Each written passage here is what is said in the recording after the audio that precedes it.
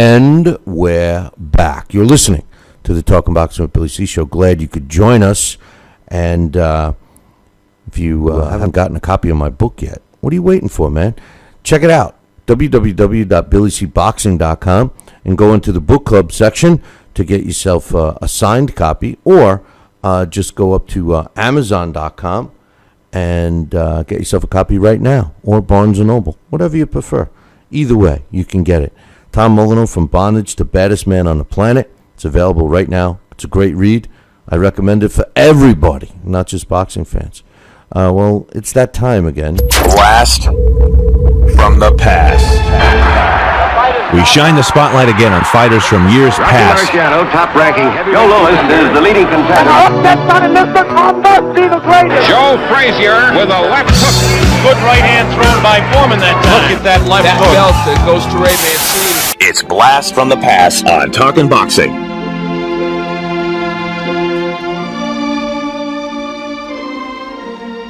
And I was listening to the music. And this week's Blast from the Past, which is being brought to us by KOFantasyBoxing.com. Check it out, www.KOFantasyBoxing.com. Is former multi-division world champion Julian Jackson. And we got a request to do a blast on Julian Jackson. And joining me right now to tell us all about Julian Jackson is my man Alex Pierpaoli. What's up, brother? Good evening, Billy D. How you doing? Did you Welcome get back to the north? Yeah, thank you. Did you get hammered with the snow? Not really hammered. I mean, it was 9 inches or so. Huh. That's what she said. That's nothing. But anyway, that 9 inches, that's a dusting around here. But anyway. Yeah, I guess Maryland and Jersey, those guys really got pummeled. Yeah, and Maryland and D.C. got it really bad too. Driving through there was a nightmare. But I'm talking about after it was cleaned up. But anyway, Julian Jackson, man, tell us about him. Julian Jackson, yeah, this guy. And when you think about massive punchers and knockouts, this is a guy that everybody should think of because. I mean, these are like the things that highlight reels are made of. Some of his KOs, they're on YouTube, so they're definitely things that people should check out. But Julian Jackson, nicknamed the Hawk, born in St. Thomas in the U.S. Virgin Islands. He was born September 12th, 1960, and he fought at both junior middleweight and middleweight. He is 5'11" and a half. 5 feet 11 and a half inches tall, 182 centimeters for everybody else in the world. But I don't have too much about his youth. I mean, the thing that I was struck by this guy is he's just as much as a absolutely murderous puncher that he is. He just seems like a really kind Christian guy. He was up at the Hall of Fame last year, and just seems like a sweet man. He was there. I think it was with his wife, and they do the ringside lectures. But fought in the from 80. What was it? I'm sorry. His debut 81. was in 81, and in terms of KOs. His knockout of Terry Norris is one of those things that if you see it on YouTube, I mean, you got to check it out. It's unbelievable. It's a second round KO, and about that fight, it was one of those free TV before the PBC. It was an ABC News, ABC fight, just on regular free TV, and he lost the first round. And then in that second, he catches Terry. Terry has like this moment where he's sort of just boxing, and he won the first round pretty easily. And in that second round, man, Julian Jackson catches him with a right hand, and oh man, he puts his lights right out. And then he hits him with a couple more shots, but they are as hard as they are as well. It's that first right hand. He's out and just sort of goes over.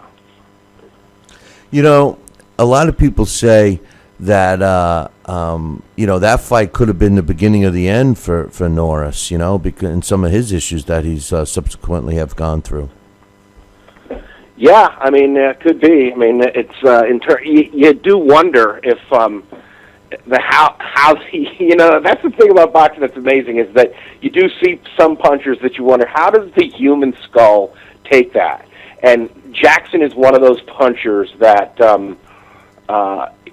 when you do see him knock guys out, you're like, oh my God, how did the guy recover from that? The Harold Graham fight was another one where that is just a turn the fight around type fight, because he was being completely outboxed and beaten when he fought Harold Graham. That was also for the I think, hold on a second here, I lost my place in the Buster Drayton. That's another knockout that is an unbelievable YouTube classic. Now, it's weird to see all these fights are so easily accessible in the internet generation. Yeah, the Terry Norris fight came 2 fights later. The Harold Graham fight came 2 fights after the Terry Norris win, and that was a 4th-round knockout. And that is another one of those shots where I think that's where he did the Babe Ruth, where he hits Harold Graham so hard and then points to the ground where he's going to fall. He hit him so hard his kids were dizzy. No, but now was that his first fight in middleweight, or was Wayne Powell a middleweight fight as well? Because when he fought Terry Norris, that was for the junior middleweight title in Atlantic City.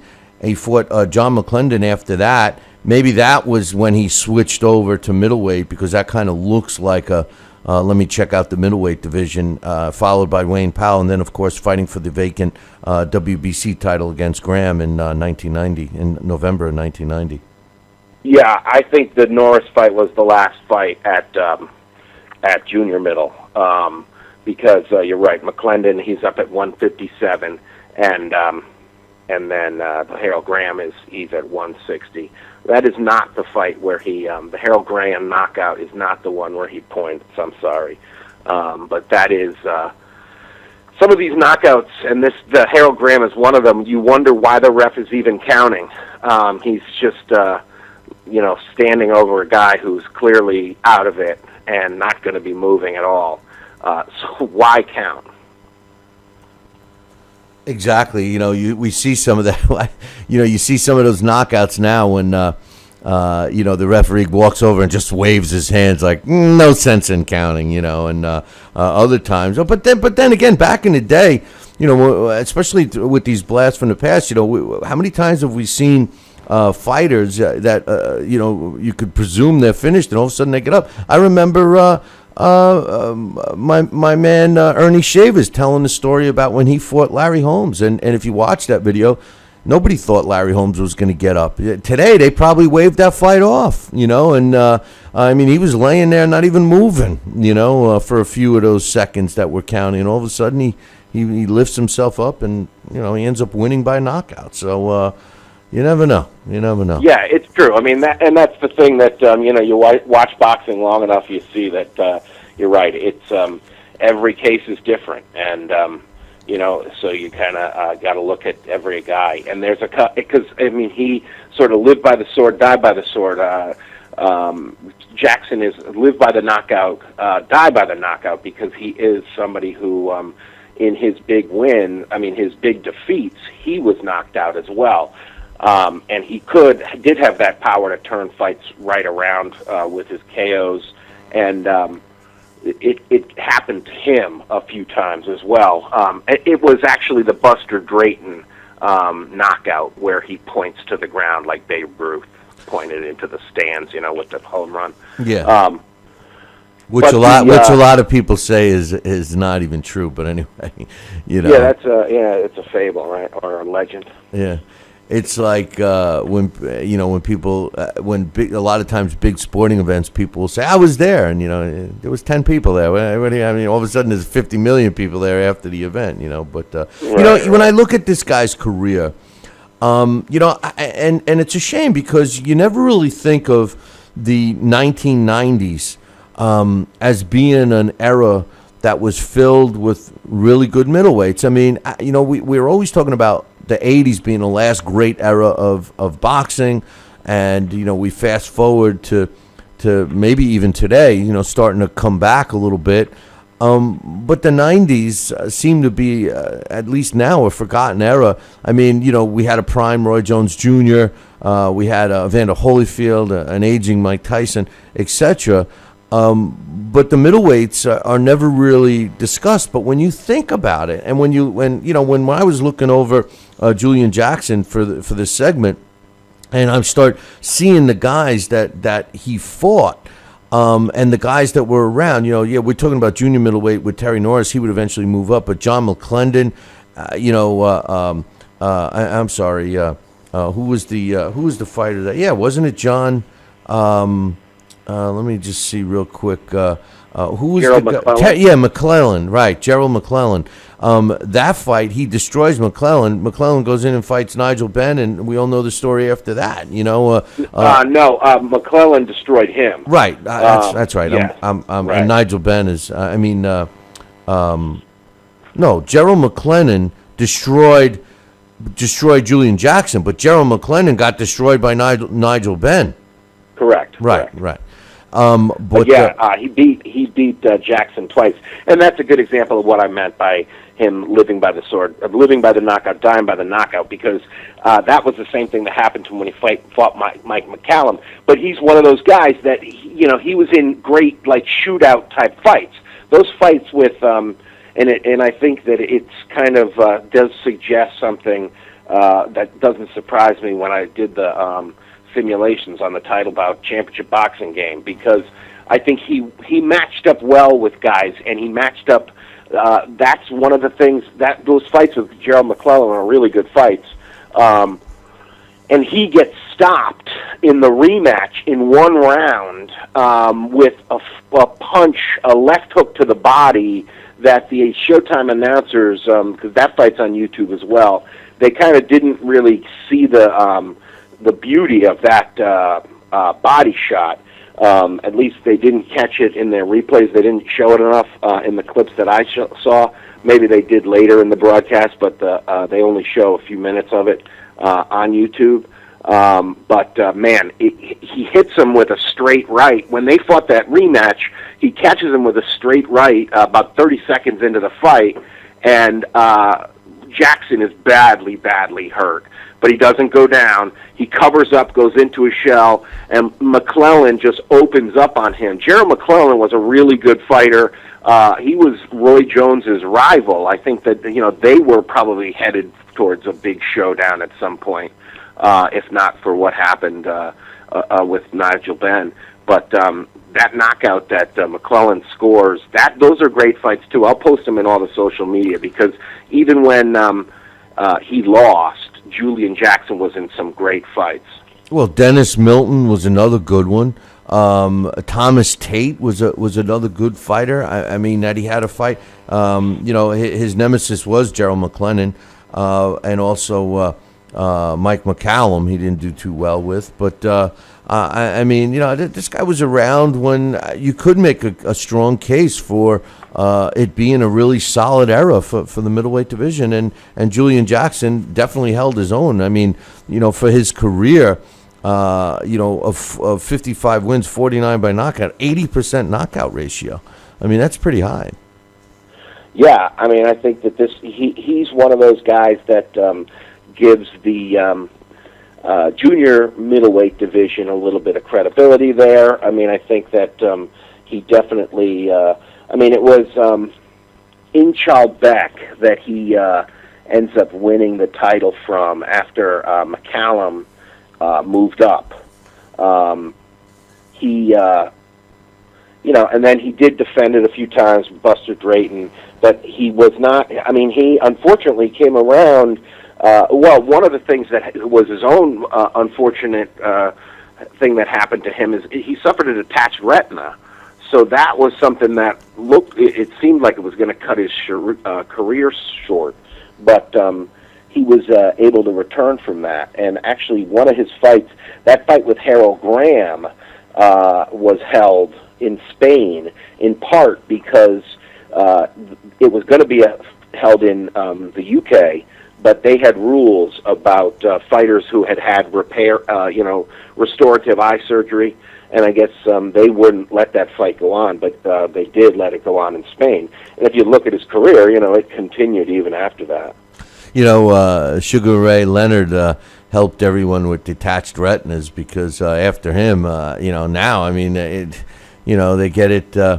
They get a detached retina and they go through a test to make sure they're okay, and a doctor signs off saying that there's no additional risk as if you didn't have it detached, and they're fine. So I had an aunt that just had one a couple of years ago.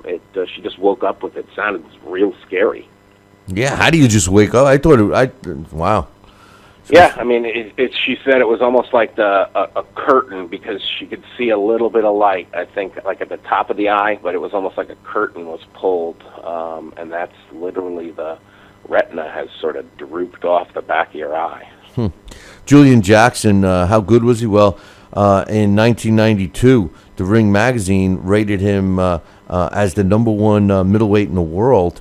And then, a couple of years later, in 1994, they ranked him as the fifth greatest junior middleweight of all time in 1994. And in 2003, he was regarded as in the top 25, taking that 25th position as one of the greatest. Yeah, I was curious because in 1993, that sounds like he would be up high, but once you had like 2003, 2005, because think about it, in those years you had Tito, Vargas, Mosley, De La Hoya. Those guys were some pretty serious badasses at 154. Yeah, but I'm talking about 1992. The Ring magazine had him rated number one as a middleweight, not a junior middleweight. But then, and then in 1994. They voted him as the fifth greatest junior middleweight of all time in 1994, and then the 25th greatest puncher of all time later on in 2003, almost 10 years later. So, I mean, it's not like his value has gone down over time. It seems to be going up, and he's not a Hall of Famer, which is, I guess it goes back to that same thing you've said over and over. Some of these losses against fellow Hall of Famers is maybe one of the biggest criteria of getting in. Yeah, I think that must be that has to be looked at as one of the higher importance.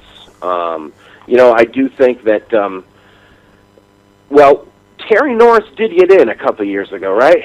Yeah, Terry Norris got in, but he listen, he had a great career. I mean, I don't believe that he shouldn't be in. I think Julian Jackson should be in, but I don't know. I guess the Jackson family hasn't given the Brophy family enough money to get him in. I don't know. But we don't know how it works. Yeah. What can you put? We don't know how they get on that ballot. What can you put in this hand to make us write your name on the ballot with our other hand? I mean, come on. I think he has been on the ballot now a couple of years in a row. I'm not sure about that, but he might get in, one of these years, because as we've seen the past couple of years, stranger things has happened, as I said. But again, in terms of his post-boxing career, he has two sons that box. Yep. And again, this guy, I really can't. I don't mean to. I'm not. Anti-religion, but he is a very humble guy who talks about Christ. I mean, that was one of the things I watched the Terry Norris thing, and he did say that he's one of those guys who does. I try to keep a positive mood about myself and really go out there and try my best. He says that. I changed a lot because that was one of the things Alex Wallow asked him after the ABC's Alex Wallow asked him after the Terry Norris win, and he said, I changed a lot of things in my life, after he had been defeated to McCallum. And he came back and he said, I just went to God and I asked for guidance. And he also said Mike Tyson was ringside, the guy, with a nice smile on his face. He said, "I'd just like to say to Mike Tyson, my man, I could do it too." And he was laughing because, he had just put Terry Norris into semi-consciousness. Well, Julian Jackson had a record of 10. He fought 14 world title fights, which is pretty amazing.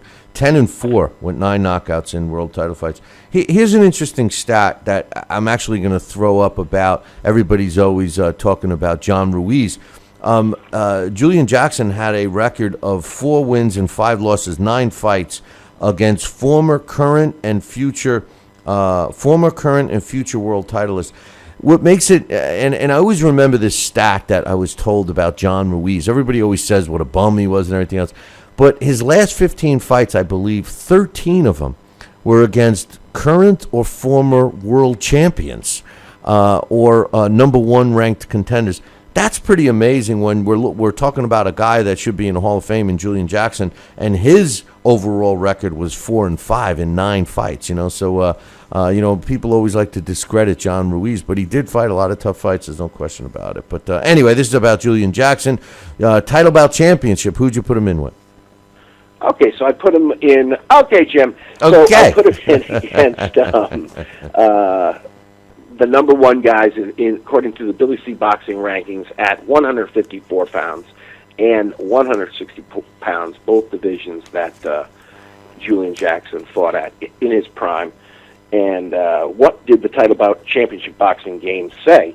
Against Erslandy Lara, who was number 1 in Billy C. Boxing ratings, the first time they fought, it was actually in rounds. It was pretty close. It was a 7-5 fight, unanimous in favor of Julian Jackson. However, in that 12th round, not only did Jackson win the round, he knocked Lara down twice. So it was a 10-7 round on all 3 cards. So the scores were unanimous 3 times, 115-109, in favor of the Hawk, Julian Jackson. When they fight, I'm sorry, I didn't finish my math here. When they fought 100 times, they match up pretty well, pretty evenly. Jackson edges him by 1 fight. He wins 49 wins, 48 defeats, 3 draws, and Jackson scores 29 knockouts of the very elusive, defensive-minded Erslandy Lara, which is, I'm a little surprised. Lara stopped him in those 48 wins. Lara wins by stoppage 24 times. Like I said, Jackson KO'd him 29 times. They match up pretty evenly. That's interesting. And then against, and this would be a shootout. I think this would very much resemble the brutality and the one-sidedness of his bouts with Gerald McClellan. Julian Jackson against Gennady Golovkin. When they fought the first time, Triple G, where'd it go here? Hold on a second. Oh my God! How's that for taking the drama out of it? Oh God! Hold on! Oh, wait a minute! My cat ate it. It was on the back. Triple G wins by a 6-round TKO. It was a stand-up TKO. The referee came in and rescued Julian Jackson. No knockdown though. He had been caught with an uppercut and was just getting shelled. The ref pulled Golovkin away at 2:58 of the 6th. When they fight 100 times, Golovkin does get the better of him. Jackson finishes the 100 bouts, 32 wins, 67 defeats, 1 draw. He was able to stop Triple G. Most of his wins, 30 of the 32 victories, were by KO. Unfortunately for him, of Triple G's 67 wins, 60 of them were by knockout. It makes sense. I mean, the weakness of Julian Jackson was his chin. Similar to Earnie Shavers. Ernie Shavers, one of the hardest punches in the history of the sport, had a suspect chin. It's rare to have both the power and the chin. So anyway, great job as usual. Julian Jackson, former world junior middleweight and middleweight world champion. He had a career record 55 wins, 49 coming by knockout, which was an 80% knockout ratio. He did have 6 losses, and guess what? All 6 were by knockout. Julian Jackson, he's our blast from the past this week. And as usual, Alex, you did a fantabulous job. So I appreciate that. Keep up the good work. Hey, listen,